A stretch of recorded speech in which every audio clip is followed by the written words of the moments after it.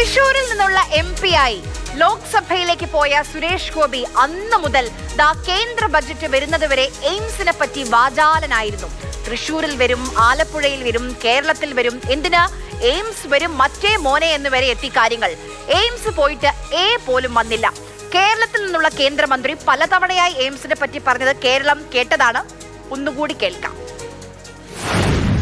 AIIMS Alappuzha തന്നെ. അത് ഞാൻ തൃശ്ശൂർ 19 വന്ന് നിൽക്കുന്നതിന് മുമ്പ് പറഞ്ഞ ഒരു വാക്കാണ്. ഇപ്പൊ ചോദിക്കുന്നത് എയിംസ് വരും. ഏറ്റവും പിന്നോക്കാവസ്ഥയിൽ നിൽക്കുന്ന ഒരു പ്രത്യേക രാഷ്ട്രീയത്തിന്റെ ഇടപെടൽ മൂലം നാശത്തിലേക്ക് കൂപ്പുകുത്തിയ പ്രദേശമാണ് ആലപ്പുഴ ജില്ല. എയിംസ് വരുന്നെങ്കിൽ ഞാൻ ആഗ്രഹിക്കുന്നത്, ഞാൻ തൃശ്ശൂർ വരണമെന്ന് ഞാൻ പറഞ്ഞിട്ടേ ഇല്ല, ഇന്ന് വരെ പറഞ്ഞിട്ടില്ല. ആലപ്പുഴ എന്തുകൊണ്ട് എന്ന് ഞാൻ പറഞ്ഞു കഴിഞ്ഞു. പക്ഷെ സാങ്കേതികമായ വശങ്ങൾ പരിശോധിച്ച്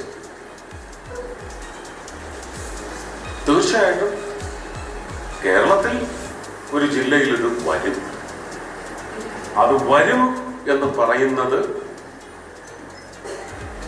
ആരെയൊക്കെയോ ഭയപ്പെടുത്തുന്നുണ്ടെങ്കിൽ അവരാ ഭയത്തിൽ മുങ്ങിയെന്ന് മരിക്കട്ടെ.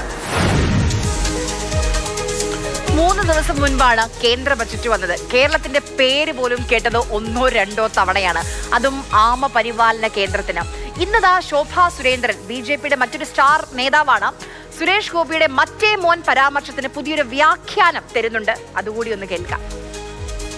സുരേഷ് ഗോപി പൊന്നുമോനെ എന്ന് വിളിച്ചു എന്നാണ് ഞാൻ മനസ്സിലാക്കുന്നത്. അല്ല, ഞാൻ കരുതുന്നത്, ഞാൻ കേട്ടിട്ടില്ല. ഞാൻ പറയുന്നത്, ഒരാൾ ഏത് വാക്ക് ഉപയോഗിക്കുന്നു അല്ലെങ്കിൽ അതിനെ അല്ല ഞാൻ കണക്കാക്കുന്നത്. ശ്രീമാൻ സുരേഷ് ഗോപി എത്രയോ പാവങ്ങളെ സംരക്ഷിക്കുന്ന ഒരാളാണ്. എനിക്ക് ഏറെ അനുഭവങ്ങളുണ്ട്. ഞാൻ ചൂണ്ടിക്കാട്ടിയിട്ടുള്ള എത്രയോ കുട്ടികൾക്ക് പഠനത്തിന് വേണ്ടി ഞാൻ മാത്രമല്ല, പഠനത്തിന് സഹായം ചെയ്തിട്ടുണ്ട്, വീടുകൾ വെച്ച് കൊടുത്തിട്ടുണ്ട്, സ്വന്തം കയ്യിൽ നിന്ന് പൈസ എടുത്ത് ഉപയോഗിച്ചിട്ടുണ്ട്. അദ്ദേഹത്തിന് ഒരു പക്ഷേ രാഷ്ട്രീയക്കാരെ പോലെ കൃത്യതയോട് കൂടിയിട്ട് വാക്കുകൾ പറയാൻ സാധിക്കുന്നുണ്ടോ എന്നുള്ള കാര്യത്തിൽ അതിനെക്കുറിച്ച് നിങ്ങളാണ് പറയേണ്ടത്, ഞാനല്ല പറയേണ്ടത്. അപ്പൊ അദ്ദേഹം പ്രവർത്തിക്കുന്നുണ്ടോ എന്ന് നോക്കിയാൽ മതി. പ്രവർത്തിക്കുന്നുണ്ടോ എന്ന് നോക്കിയാൽ മതി. അതായത് മറ്റേ മോൻ എന്നാൽ പൊന്നുമോൻ എന്നാണ് അത്ര അർത്ഥം. നിങ്ങൾ അറിഞ്ഞിരുന്നോ?